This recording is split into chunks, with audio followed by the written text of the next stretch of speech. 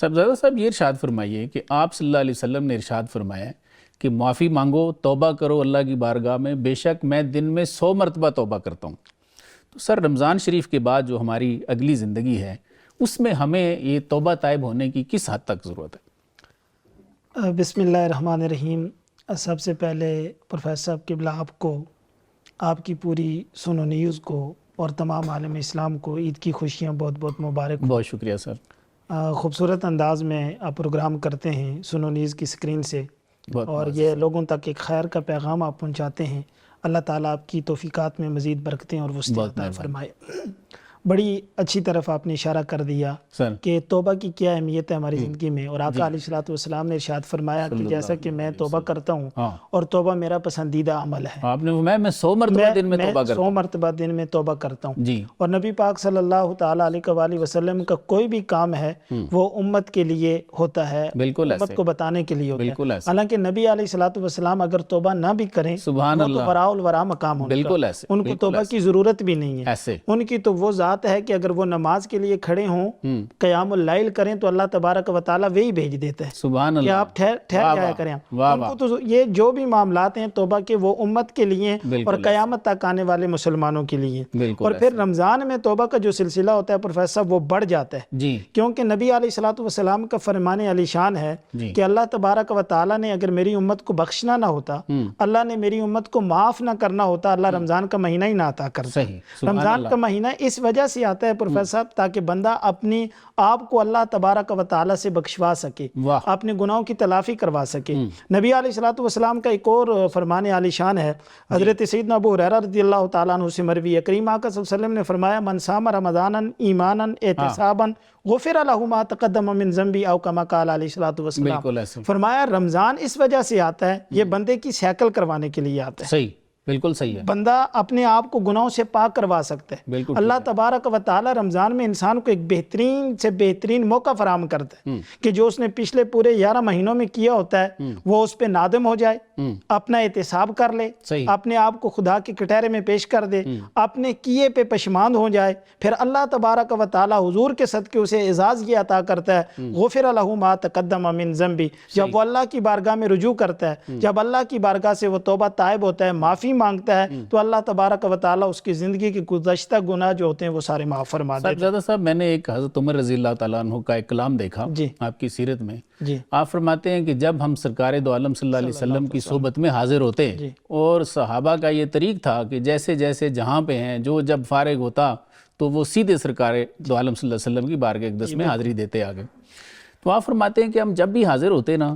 تو ہم آپ کی بارگاہ میں 100 مرتبہ ہم بھی توبہ کرتے۔ سبحان اللہ۔ تو یہ ارشاد فرمائیے کہ یہ عام حالات میں وہ کرتے ہیں، اس میں کوئی رمضان کا نہیں ہے، جی بالکل، تو ہمیں اس پہ کتنی ضرورت ہے آج؟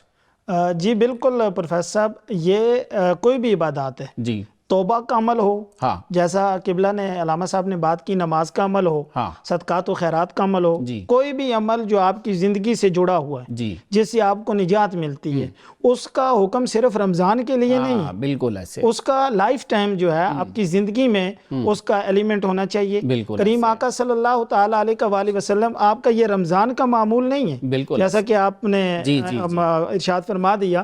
کریم آقا صلی اللہ علیہ وسلم کا یہ تواتر کا معمول تھا، ہمیشہ آپ فرمایا کرتے تھے کہ آپ، اور نبی پاک صلی اللہ علیہ وسلم کے ایک فرمان علی شان میں پڑھ رہا تھا، کریم آقا صلی اللہ تعالیٰ علیہ وآلہ وسلم نے ارشاد فرمایا مجھے جو سب سے زیادہ پسندیدہ عمل ہے وہ توبہ کا عمل۔ سبحان اللہ۔ آقا علیہ السلام کی بارگاہ سے تعلق جوڑنے کا،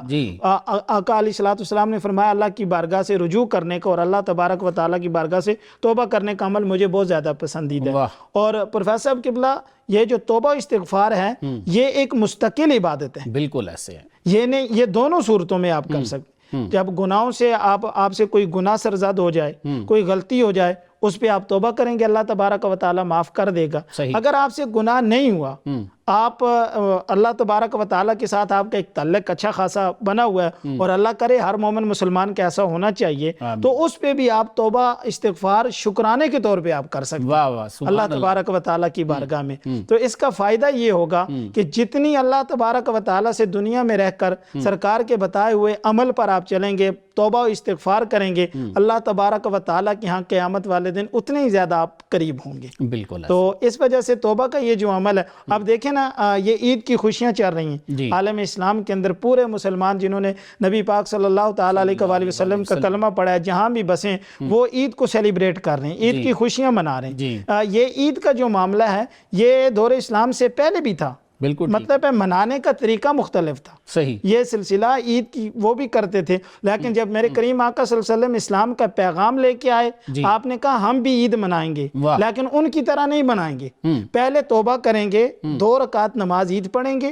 اللہ کا شکر بجا لائیں گے، اور اس کے بعد پھر ہم عید کو سیلیبریٹ کریں گے۔ نماز بھی بحیثیت ایک تو اللہ کی بارگاہ سے معافی مانگنے کا عمل ہے، توبہ ہی کا عمل ہے، نماز بھی اللہ کا قرب حاصل ہوتا ہے نماز سے، اور عید والے دن عید کی خوشیاں جہاں پورے عالم اسلام میں منائی جا رہی ہیں، تو عید کا عمل دیکھیں، یہ بھی ایک توبہ کا عمل ہے، اور پھر توبہ کا عمل ایک خدا کی بارگاہ میں ہونا چاہیے، اور دوسرا یہ جو مسلمان مومن دوسرے کو معاف کرتے ہیں، یہ بھی ایک معافی کا عمل ہے، یہ بھی ایک توبہ کا عمل ہے۔ اور آج عید کے دن ہمیں دل بڑا کرنا چاہیے، اگر ہم سے پیغام سنو نیوز کی سکرین سے جا رہا ہے اور پوری دنیا پہ لوگ الحمدللہ بڑے شوق کے ساتھ سنو نیوز کو دیکھتے ہیں، بڑی پذیرائی الحمدللہ اس چینل کو، تو یہ جو توبہ کا معاملہ ہے یہ بندوں کو بھی جو ہے اللہ اور اللہ کے رسول کے قریب کر دیتے ہیں، یعنی بندہ اللہ سے معافی مانگتا ہے، اللہ اسے معاف فرما دیتا ہے۔ یہی معاملہ انسانوں میں بھی ہونا چاہیے۔ اگر آپ کے ساتھ کوئی معاملات ہو گئے دنیاوی معاملات، آج دل بڑا کیجئے گا،